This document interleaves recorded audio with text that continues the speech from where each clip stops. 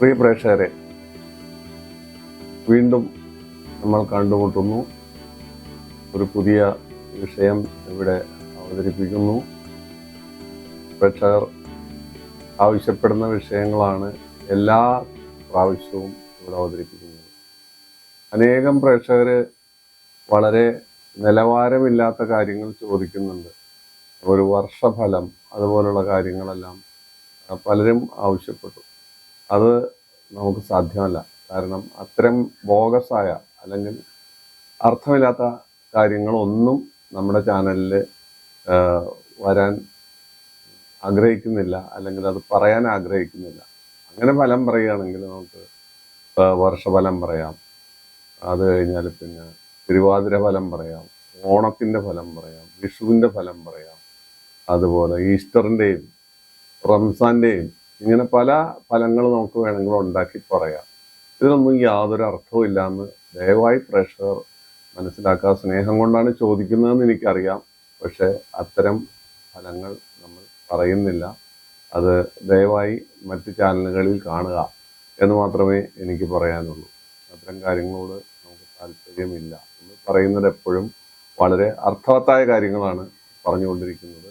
അത് പ്രേക്ഷകർ വളരെ താല്പര്യത്തോടു കൂടി അതിനെ പ്രതികരിക്കാറുണ്ട്, തെറ്റുകൾ തിരുത്താറുണ്ട്, കാര്യങ്ങൾ പറഞ്ഞു തരാറുണ്ട്. ഇനിയും ഈ ചാനൽ മുന്നോട്ട് പോകണമെങ്കിൽ ആ രീതി തന്നെ അവലംബിക്കാൻ പറ്റും. എന്ന് പറയുന്നത് സമസപ്തമം എന്നൊരു വിഷയമാണ്. സമസപ്തമം എന്ന് വെച്ചാൽ വിവാഹകാര്യത്തിലാണ് ഈ സമസപ്തമം സാധാരണ പ്രയോഗിക്കുന്നതും സാധാരണ അത് ഉപയോഗിക്കുന്നതും. സമസപ്തമം എന്ന് വെച്ചാൽ രണ്ട് രാശികൾ തമ്മിൽ 7ഉം 7ഉമായി വരുന്നതിനാണ് സമസപ്തമം എന്ന് പറയുന്നത്. പണ്ടത്തെ ആളുകളെല്ലാം വിവാഹകാര്യം നോക്കുമ്പോൾ 10 പൊരുത്തം, അതുപോലെ ദശാസന്ധി, ഷഷ്ടാഷ്ടമ ദോഷം, സമസപ്തമത്തിന്റെ ശത്രുവാണ് ഷഷ്ടാഷ്ടമം, 6 8 വരിക എന്ന് പറയുന്നത്. ഇത് 7ഉം 7ഉമായിട്ട് വരുന്നതാണ് സമസപ്തമം. അപ്പൊ ഈ സമസപ്തമം എന്ന ഒരു അവസ്ഥയ്ക്ക് വലിയ വില കൽപ്പിച്ചിരുന്നു. കാരണം എന്താണെന്ന് വെച്ചാൽ ഈ പുരാതന ഗ്രന്ഥങ്ങളും അതുപോലുള്ള പഴയ ജ്യോത്സ്യന്മാരും എല്ലാം പറയുന്നത് സമസപ്തമം എന്ന് പറയുന്ന അവസ്ഥ രണ്ടുപേരുടെയും ജാതകത്തിൽ വന്നാൽ അവർ പൂർവ്വജന്മത്തെക്കുറിച്ചൊക്കെ നമുക്ക് വിശ്വാസം ഉണ്ടോ ഇല്ലെന്നൊക്കെയുള്ള വേറൊരു കാര്യം. നമ്മൾ ജീവിക്കുന്നത് AI യുഗത്തിലാണ്.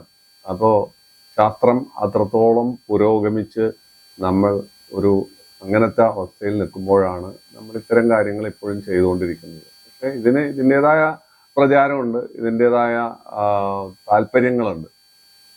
അപ്പോൾ കഴിഞ്ഞ ജന്മം എന്നൊക്കെ പറയുമ്പോൾ തന്നെ നമുക്ക് അതിനോട് അത്ര വലിയ പ്രതിപത്തിയൊന്നും തോന്നില്ല. പൂർവ്വജന്മത്തിൽ ഭാര്യാഭർത്താക്കന്മാരായിരുന്നവരാണ് വീണ്ടും ഭൂമിയിൽ ജനിച്ച് സമസപ്തമം എന്ന രീതിയിൽ വിവാഹിതരാകുന്നത്. എന്നുവെച്ചാൽ സമസപ്തമം കണ്ടാൽ ഇവർ പൂർവ്വജന്മ ബന്ധം ഉണ്ടായിരുന്നവരാണ് എന്ന് സാധാരണ പുരാതന ജ്യോത്സ്യന്മാരും പുരാതന ഗ്രന്ഥങ്ങളും പറയുന്നത്.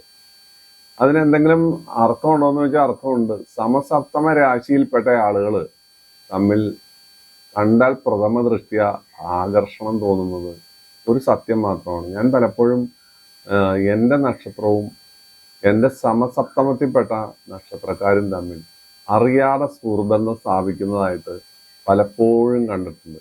ഇവരോടുള്ള ഒരു ഗാഢമായ അടുപ്പവും അവരോടുള്ള താല്പര്യവും കണ്ട് കുറെ നാൾ കഴിയുമ്പോഴാണ് താങ്കളുടെ നക്ഷത്രം എന്താണ്, തൻ്റെ നക്ഷത്രം എന്താണ്, അപ്പൊ പറയും അത് ഇന്നതാണ്. അപ്പൊ ആലോചിക്കുമ്പോ ശരിയാണ്, നമ്മുടെ കൂറും അവരുടെ കൂറും തമ്മിൽ 7ഉം 7ഉമാണ്. അപ്പൊ അത് ഒരു നിഷേധിക്കാൻ പറ്റാത്ത വസ്തുതയാണ്. അപ്പോൾ സമസപ്തമം എന്ന് പറയുന്ന വസ്തുതയെക്കുറിച്ചുള്ള ഒരു ഏകദേശ ചിത്രമാണ് ഞാൻ വരച്ചിട്ടത്. എന്നുവെച്ചാൽ ഇവർ പൂർവ്വജന്മ ബന്ധത്തിൽ ഉണ്ടായിരുന്നവരാണ്. ആ ബന്ധത്തിലെ കടം തീരാഞ്ഞിട്ട് വീണ്ടും ഒരു ജന്മം എടുക്കുമ്പോൾ സമസപ്തമത്തിൽ വന്ന് വിവാഹിതരായി. ഒരുപക്ഷെ കഴിഞ്ഞ ജന്മത്തെ ബന്ധുക്കൾ ആയിരിക്കാം അവർ, അല്ലെങ്കിൽ ഇവർ കൊടിയ ശത്രുക്കളായിരിക്കാം. ആ ശത്രുക്കളുടെ ശത്രുത തീരാതെയും ഈ ബന്ധത്തിൽ വരാം. കാരണം സമസപ്തമം എന്ന അവസ്ഥയ്ക്ക് സമസപ്തമ വേദം എന്ന് പറയുന്നൊരു അവസ്ഥയുണ്ട്. അങ്ങനെ വരുമ്പോൾ ഈ സമസപ്തമം പൊളിയും. പക്ഷെ അല്ലാതെ തന്നെ ഈ സമസപ്തമത്തിന് വരുന്നതായ ചില ദോഷങ്ങളെ കുറിച്ചാണ് ഞാനിവിടെ പറയുന്നത്. ഇത് ആരും പറയാത്തൊരു കാര്യമാണ്. പലപ്പോഴും സമസപ്തമം കാണുമ്പോൾ നമുക്ക് അല്പം പൊരുത്തം കുറവാണ്, അല്ലെങ്കിൽ പാപസാമ്യം കുറവാണ്, എങ്കിലും അത് ചേർക്കാം എന്നുള്ള ധാരണയിൽ ചേർക്കും. പക്ഷേ ഒരുപാട് സമസപ്തമ കേസുകൾ പലതരത്തിൽ പല അവസ്ഥയിലായിട്ട് എത്തിയിട്ടുണ്ട്. അത് എനിക്ക് അനുഭവം ഉണ്ട്, എന്നോട് പറയുകയും ചെയ്തു. ഞങ്ങൾ സമസപ്തമമാണ്, അദ്ദേഹം തിരുവാതിരയാണ്, ഞാൻ മൂലമാണ്, എന്ത് കാര്യം, ഞങ്ങൾ തമ്മിൽ ഡൈവോഴ്സിന്റെ വക്കത്താണ് എന്നൊക്കെ പറയുമ്പോൾ അത്ഭുതപ്പെട്ടു. അങ്ങനെ വരാൻ നിവൃത്തിയില്ലല്ലോ എന്ന് പറയുമ്പോൾ അത് പരിശോധിക്കുമ്പോഴാണ് അതിന്റെ പിന്നിലുള്ള കാര്യം നമുക്ക് മനസ്സിലാകുന്നത്. അപ്പൊ നമുക്ക് തുടങ്ങാം. എങ്ങനെയെന്ന് വെച്ചാൽ, ഇപ്പൊ നമ്മുടെ ആദ്യത്തെ രാശി നമ്മളെപ്പോഴും പറയാറുള്ളത് മേടമാണ്. മേടത്തിന്റെ സമസപ്തമ രാശി തുലാമാണ്, അല്ലേ? അപ്പൊ മേടത്തിന്റെ 7 തുലാമാണ്. മേടത്തിന്റെ ഉടമസ്ഥൻ ആരാണ്? ചൊവ്വയാണ്. തുലാത്തിന്റെ ഉടമസ്ഥൻ ആരാണ്? ശുക്രനാണ്. തുലാം രാശിയുടെ ഉടമസ്ഥൻ ശുക്രൻ. ചൊവ്വയും ശുക്രനും തമ്മിൽ എന്തെങ്കിലും തരത്തിലുള്ള അലോസരങ്ങളോ ശത്രുതയോ ഉണ്ടെങ്കിൽ ആ ബന്ധത്തിൽ വിഷമങ്ങളുണ്ടാകാം. പോട്ടെ, മേടൻ രാശിയിൽപ്പെട്ട നക്ഷത്രങ്ങൾ ഏതൊക്കെയാണ്? അശ്വതി, ഭരണി, കാർത്തികക്കാല്. തുലാൻ രാശിയിലെ നക്ഷത്രങ്ങളോ? ചിത്തിര, അര, ചോതി, വിശാഖം, മുക്കാല്. അപ്പൊ ഇതിനകത്ത് ദേവനും ഉണ്ട്, അസുരനും ഉണ്ട്, മനുഷ്യനും ഉണ്ട്, ഒക്കെയുണ്ട്.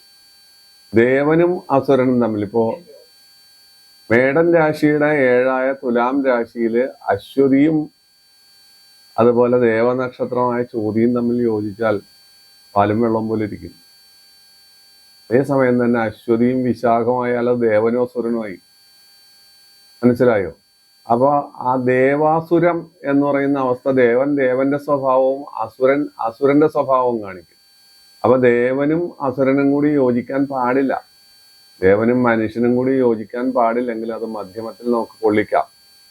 അതുപോലെ അസുരനും അസുരനും കൂടി വളരെ ഗംഭീരമായിട്ട് അത് നമുക്കിപ്പോ തുലാൻ രാശിയിലെ ചിത്തിരയും മേടം രാശിയിലെ അശ്വതി, ഭരണി, കാർത്തികയും ചിത്രയും തമ്മിലൊക്കെ അസുരനും അസുരനുമാണ്. അത് തമ്മിൽ വരുമ്പോൾ നമുക്ക് പ്രശ്നമില്ല. അപ്പൊ ഇവിടുത്തെ പ്രഷർ മനസ്സിലാക്കണം. സമസപ്തമം ഉണ്ടെങ്കിലും ഗണപ്പൊരുത്തം അവിടെ വിഷയമായി വരുന്നു. ഗണപ്പൊരുത്തം ഒരു വലിയ കാര്യമാണ്. ദേവനും അസുരനും കൂടി യോജിച്ചാൽ, അല്ലെങ്കിൽ മനുഷ്യനും ദേവനും കൂടി യോജിച്ചാൽ, അല്ലെങ്കിൽ അസുരനും മനുഷ്യനും കൂടി യോജിച്ചാൽ ഉണ്ടാകുന്ന വ്യത്യാസം, അതിന് ചിലതൊക്കെ മധ്യമത്തിലെടുക്കാം. പക്ഷെ ദേവനും അസുരനും പറ്റില്ല. അത് സ്ഥാനത്ത് ഒരേ ഗണമായാൽ സമസപ്തമം വളരെ ഭംഗിയായി. പ്രത്യേകം ഓർക്കണം, ഒരേ ഗണമായിരിക്കണം. സമസപ്തമം വന്നാൽ മാത്രം പോരാ, ഒരേ ഗണമായിരിക്കണം. ആ ഒരേ ഗണമാണെങ്കിലാണ് ആ ജീവിതം സാർത്ഥകമാകുന്നത്. ഇല്ലെങ്കിൽ ഞാൻ നേരത്തെ പറഞ്ഞ രീതിയിൽ കഴിഞ്ഞ ജന്മത്തെ കടം തീരാത്ത ശത്രുക്കൾ ഈ ജന്മത്ത് വന്ന് പെട്ട് അന്യോന്യം വീണ്ടും ബന്ധപ്പെട്ട് വിവാഹമോചനം, ഡൈവോഴ്സ്, കുടുംബ കോടതി, അങ്ങനെയൊക്കെയുള്ള പല പ്രക്രിയയിലും ചെന്നപ്പെടുന്നതായി കണ്ടിട്ടുണ്ട്. അങ്ങനെയും കണ്ടിട്ടുണ്ട്. എന്താണ് ഇതിന് കാരണം എന്ന് അന്വേഷിക്കുമ്പോഴാണ് നമ്മൾ ഇതിൻ്റെ വശം മനസ്സിലാക്കുന്നത്. അത്രയും ചൂഴ്ന്നൊന്നും ആരും അന്വേഷിക്കുന്നില്ല. ഇത്രയും ഗവേഷണപരമായിട്ട് ആരും നോക്കുന്നില്ല. ഇത് നമ്മൾ പല കാര്യങ്ങളും ഒരു പുതുമയ്ക്ക് വേണ്ടി ഗവേഷണപരമായിട്ട് അന്വേഷിക്കുകയാണ്. അല്ലാതെ വെറുതെ ഒറ്റ നോട്ടത്തിൽ സമസപ്തമമാണ്, മേടക്കൂറ് ഇന്ന നക്ഷത്രവും തുലാക്കൂറ് ഇന്ന നക്ഷത്രവും തമ്മിൽ എന്ന് പറയാൻ നക്ഷത്രനാഥന്മാര് കുജനും ഒന്ന് ശുക്രനുമാണ്, യോജിപ്പിച്ച് കളയാം, പൊരുത്തമൊക്കെ കുറച്ച് കുറവാണെങ്കിൽ തട്ടിക്കളയാം എന്ന് കരുതാൻ പാടില്ല എന്നാണ് ഞാൻ ഈ പറഞ്ഞു വരുന്നത്. ഇനി എടവക്കൂറിന്റെ നക്ഷത്രനാഥൻ ശുക്രനാണ്. കൂറിന്റെ നാഥൻ, ഇടവത്തിന്റെ നാഥൻ ശുക്രനാണ്. അതിന്റെ 7 വൃശ്ചികമാണ്. അവിടെ കുജനാണ്, അതും കുജനാണ്. കുജനും ശുക്രനുമാണ് അവിടെ വരുന്നത്. ഇടവക്കൂറിൽപ്പെട്ട നക്ഷത്രങ്ങൾ എന്ന് പറഞ്ഞാൽ നമുക്കറിയാം, അശ്വതി, ഭരണി, കാർത്തികക്കാല് കഴിഞ്ഞ് കാർത്തിക മുക്കാല്, രോഹിണി, മകീരത്തിന്റെ അര, ആ നക്ഷത്രങ്ങളാണ് അവിടെ വരുന്നത്. വൃശ്ചികത്തിൽ വരുന്നത് നമുക്കറിയാം, പ്രധാനമായിട്ട് വിശാഖം, അനിഴം, തൃക്കേട്ട, ഈ നക്ഷത്രങ്ങളാണ്. അതിലും ദേവനും അസുരനും വരുന്നുണ്ട്. മനുഷ്യനും വരുന്നുണ്ട്, അസുരനും വരുന്നുണ്ട് ഈ നക്ഷത്രങ്ങളിൽ. അപ്പോൾ അവിടെയും ഈ പറയുന്ന രീതിയിൽ ദേവാസുരം വരാതെയും ഗണപ്പൊരുത്തം കിട്ടാതെയും ഇരുന്നാൽ ഉണ്ടാകുന്ന വൈഷമ്യങ്ങളാണ് ജീവിതത്തിൽ അലോസരങ്ങൾ ഉണ്ടാക്കുന്നത് എന്ന് കണ്ടെത്തുന്നത്. എന്നുവെച്ചാൽ രണ്ടുപേരും രണ്ട് ഗണമായിരിക്കും, പക്ഷെ മനുഷ്യനും ദേവനാണെങ്കിൽ മധ്യമത്തിൽ പോവും, ദേവനും അസുരനാണെങ്കിൽ തമ്മിൽ തല്ലും, അസുരനും മനുഷ്യനുമാണെങ്കിൽ മധ്യമത്തിൽ പോകും. ഇങ്ങനെയൊക്കെയുള്ള കാര്യങ്ങൾ ഇതിനകത്തുണ്ട്, ഒപ്പിച്ചു പോകും, എങ്ങനെയെങ്കിലുമൊക്കെ ഉന്തി ഉരുട്ടി അങ്ങോട്ട് പൊക്കോളും. അങ്ങനെയാണ് ഇതിന്റെ പിന്നിലുള്ള ഒരു രഹസ്യം നമ്മളിവിടെ വെളിപ്പെടുത്തുന്നത്. ഇനി മിഥുനക്കൂറിന്റെ ഉടമസ്ഥൻ ബുധനാണ്. അനുക്കൂറ് അതിന്റെ 7, മിഥുനത്തിന്റെ 7 അനുവല്ലേ. അപ്പം മിഥുനത്തിന്റെ ഉടമസ്ഥൻ ആരാണ്? മിഥുനക്കൂറിന്റെ ഉടമസ്ഥൻ ബുധനാണ്. മിഥുനം രാശിയുടെ ഉടമസ്ഥൻ ബുധനാണ്. അനുവിന്റെ ഉടമസ്ഥനോ വ്യാഴമാണ്. ഇവര് തമ്മിൽ ബദ്ധശത്രുക്കളാണ്. ഈ മിഥുനക്കൂറിൽ വരുന്ന നക്ഷത്രങ്ങൾ നമുക്ക് മകീരത്തിൽ അര, തിരുവാതിര, പുണർദം, മുക്കാല്. അനുക്കൂറിൽ വരുന്ന നക്ഷത്രങ്ങൾ ഏതൊക്കെയാണ്? മൂലം, പൂരാടം, ഉത്രാടത്തിക്കാല്. അപ്പൊ ഈ നക്ഷത്രങ്ങൾ തമ്മിൽ ബന്ധപ്പെട്ടാൽ ഇതിന്റെ ഇവരുടെ കൂറിന്റെ നാഥന്മാർ ശത്രുക്കളാകുമ്പോൾ ആ ശത്രുത അവിടെ പ്രതിഫലിക്കും. പിന്നെ ഞാൻ നേരത്തെ പറഞ്ഞ ദേവാസുരം, അസുരനോ അല്ലെങ്കിൽ ദേവനും ഒക്കെ ആയാൽ ഭംഗിയായി, അല്ലെങ്കിൽ മനുഷ്യനുമായ ഭംഗിയായി. അല്ല മിക്സഡ് ആയിട്ട് വന്നു കഴിഞ്ഞാൽ അതിന് ബുദ്ധിമുട്ടുകൾ വരുന്നു എന്ന് പറഞ്ഞാൽ സ്വരച്ചേർച്ച ഉണ്ടാകുന്നു. പാലും വെള്ളവും പോലെ ചേരുന്നു എന്ന് പറയുന്നിടത്ത് വെളിച്ചെണ്ണയും വെള്ളം പോലെ ആവുന്നു കാര്യങ്ങൾ, അല്ലെങ്കിൽ നെല്ലും മോരും പോലെ ആവുന്നു. അതാണ് അതിൻ്റെ ഇത്. ലേശം തമാശ അല്ലെങ്കിൽ ലേശം കുസൃതിയൊന്നും ഇതിനകത്തില്ല, ഉള്ള സത്യമാണ് ഈ പറയുന്നത്. ഇത് ജീവിതത്തിൽ കണ്ടുമുട്ടുന്നത് അല്ലെങ്കിൽ കണ്ടിരിക്കുന്നതായ കലാമിറ്റികളാണ് ഈ പറയുന്നത്. ഇതിനകത്ത് അതിശയോക്തിയുമില്ല, സത്യം മാത്രമാണ് ഈ പറയുന്നത്. ഇനി കർക്കടകക്കൂറ് നമുക്കെടുക്കാം. കർക്കടകത്തിന്റെ ഉടമസ്ഥൻ, കർക്കടക രാശിയുടെ ഉടമസ്ഥൻ ചന്ദ്രനാണ്. അതുപോലെ അതിന്റെ 7 മകരമാണ്. അപ്പോൾ ആ കർക്കടകക്കൂറിൽപ്പെട്ട നക്ഷത്രങ്ങൾ പുണർദം കാലും പൂയവും ആയില്യവും. മകരക്കൂറിൽപ്പെട്ട നക്ഷത്രം എന്ന് പറയുമ്പോൾ ഉത്രാടം ബാക്കിയും, ഉത്രാടവും ഉത്രാടവും തിരുവോണവും അവിട്ടവും വരുന്നു. ഈ നക്ഷത്രങ്ങൾ തമ്മിൽ ബന്ധപ്പെടുമ്പോഴും ഞാൻ നേരത്തെ പറഞ്ഞത് റിപ്പീറ്റ് ചെയ്യുന്നില്ല. ദേവാസുരവും അല്ലെങ്കിൽ ഗണപ്പൊരുത്തമില്ലായ്മയും ആവർത്തിക്കുന്നില്ല. പക്ഷെ ഈ കർക്കടകക്കൂറ് ചന്ദ്രനും മകരക്കൂറിന്റെ ഉടമസ്ഥൻ ശനിയും, ചന്ദ്രൻ ആരോട് ശത്രുതയില്ല, പക്ഷെ ശനിക്ക് ചന്ദ്രനെ കണ്ടുകൂടാ. അങ്ങനെയുള്ളൊരു വൈഷമ്യം അവിടെ വന്ന് പെടുന്നുണ്ട്. അത് നമ്മൾ മനസ്സിലാക്കിയേ പറ്റൂ. ചന്ദ്രന് ആർക്കും ശത്രുവല്ല, ചന്ദ്രനോട് ശത്രുത പലർക്കും ഉണ്ട്. അതാണ് അവിടെ വരുന്നത്. അപ്പൊ അതവിടെ സംഭവിക്കുന്നു. ഇനി കർക്കടക്കൂറ് കഴിഞ്ഞാൽ പിന്നെ ചിങ്ങക്കൂറാണ്.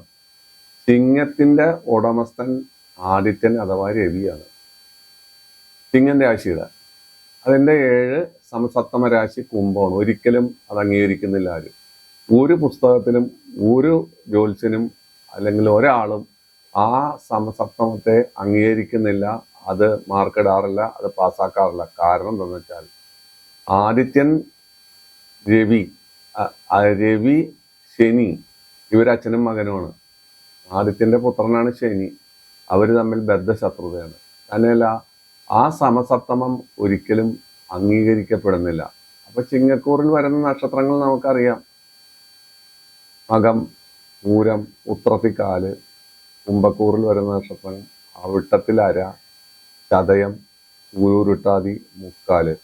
അപ്പോ ആ നക്ഷത്രങ്ങൾ തമ്മിലുള്ള ബന്ധം ഒരിക്കലും അതിനെ സാധൂകരിക്കുന്നില്ല. കാരണം എന്ന് വെച്ചാൽ ഈ കൂർനാഥന്മാർ തമ്മിലുള്ള ശത്രുത ആയിരിക്കാം അങ്ങനെ പറയാൻ കാരണം. എന്താണ്? മറ്റുള്ളത് കണ്ണടച്ചാലും ഇത് കണ്ണടയ്ക്കാത്തത് എടുക്കണ്ട, അത് എടുക്കാൻ സാധ്യമല്ല എന്ന് പറയുന്നതിന് കാരണം ഇതായിരിക്കാം. ശനിയും സൂര്യനും തമ്മിലുള്ള ശത്രുതയായിരിക്കാം. അവിടെ ദേവനും മനുഷ്യനും മറ്റേ അസുരനും മനുഷ്യനും അതെല്ലാം വരുന്നുണ്ട്. ഈ 3 നാളുകൾ വെച്ച് നോക്കുമ്പോൾ അവിടെ എല്ലാം വരുന്നുണ്ട്. കുംഭം കഴിഞ്ഞാല് അപ്പോ മീനക്കൂറാണ് വരുന്നത്. മീനത്തിന്റെ 7 എന്ന് പറയുന്നത് കന്നിയാണ്. മകരം ചിങ്ങം കഴിഞ്ഞാൽ കന്നിയാണ് വരുന്നത്. കന്നിയുടെ 7 എന്ന് പറയുന്നത് മീനമാണ്. അപ്പൊ കന്നിയുടെ ഉടമസ്ഥൻ ആരാണ്? കന്നിയുടെ ഉടമസ്ഥൻ ബുധനാണ്. മീനത്തിന്റെ ഉടമസ്ഥൻ ആരാണ്? അത് വ്യാഴമാണ്. അപ്പോ വ്യാഴവും ബുധനും തമ്മിൽ ശത്രുതയുണ്ട്, കൊടിയ ശത്രുതയാണ് അവർ തമ്മിൽ. ആ ശത്രുത നിലനിൽക്കുകയാണെങ്കിലും അത് നമ്മൾ കൂട്ടിച്ചേർക്കാറുണ്ട്.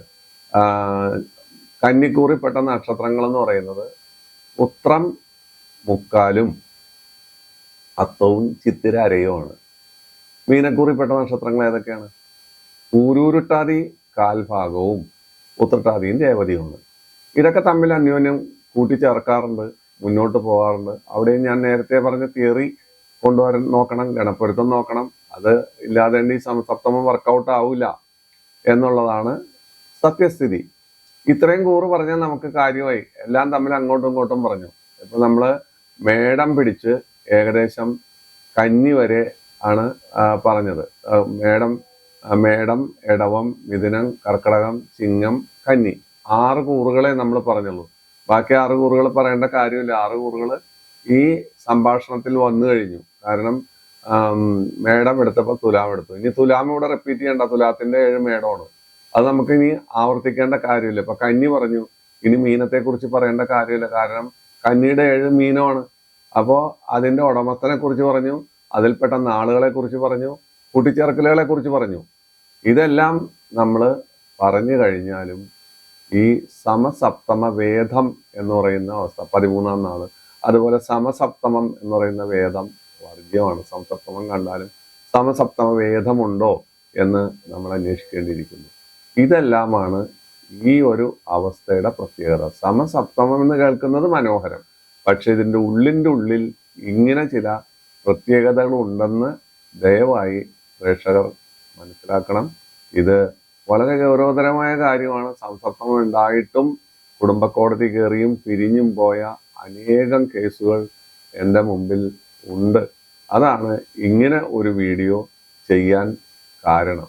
പിന്നെ നേരത്തെ പറഞ്ഞ രീതിയിൽ ഇത് പൂർവ്വജന്മത്തിലെ കടം തീരാതെ, ശത്രുവാണെങ്കിൽ ആ ശത്രുത തീരാതെ, മിത്രമാണെങ്കിൽ ആ മിത്ര ബന്ധം ജീവിച്ച് മതിയായില്ല, ഈ മനോഹര തീരത്തിൽ ജീവിച്ച് മതിയാവാതെ വീണ്ടും ജനിച്ചു എന്നുള്ളൊരവസ്ഥയും ഇവിടെ ഉണ്ടാകാം.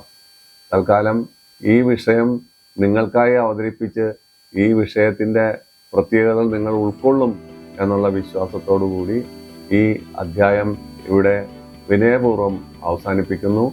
എല്ലാ ബുധനാഴ്ചയും എല്ലാ ഞായറാഴ്ചയും ഇതുപോലെ പുതിയ അറിവുകളുമായി വരാൻ ഈശ്വരൻ അനുഗ്രഹിക്കട്ടെ എന്ന് പ്രാർത്ഥിച്ചുകൊണ്ട് നല്ല നമസ്കാരം.